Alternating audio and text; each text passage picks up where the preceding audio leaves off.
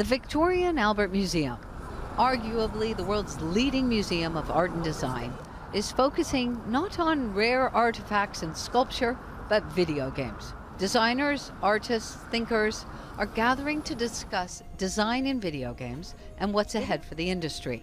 It feels as though there's a time that's sort of coming now where we're no longer seeing video games necessarily as something that is for younger audiences or something that's part of perhaps sort of low culture, and instead something that should be embraced. Why now? What has changed to make video games acceptable to purveyors of high art and sophisticated tastes? Access is one reason. Smartphones mean video games are everywhere. You can download them in seconds and play anywhere. This game, Dragon's Watch, is designed to be played with one hand, making it easier for commuters. And success breeds success. It's a multi-billion-dollar industry which attracts creative people who come up with better and better ideas. Pokemon Go, an augmented reality game, forced people out into the real world, their smartphones leading them to specific places. Designers say there'll be more of that in the future.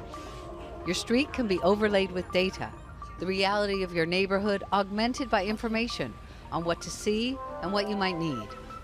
Keiichi Matsuda made this film to provide a glimpse of what the future may look like, bombarded by marketing, branding, advertising, addictive games to keep us engaged. Video games are kind of leaking out into everyday life. We're leaving ourselves massively vulnerable to exploitation and control. I think it's very important to be critical and to think about what role technology occupies in our lives.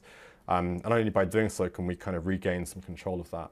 Video games have been around for decades, but it's only now that museums are finally waking up to their cultural impact. And it's about time. There are far more people playing on their phones than looking at pictures in galleries.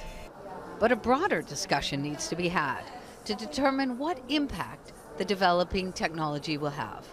How do we ensure that video games continue to be entertaining, rather than becoming a means to invade our lives, to sell us things we don't even know we need? Jessica Baldwin, Al Jazeera, London.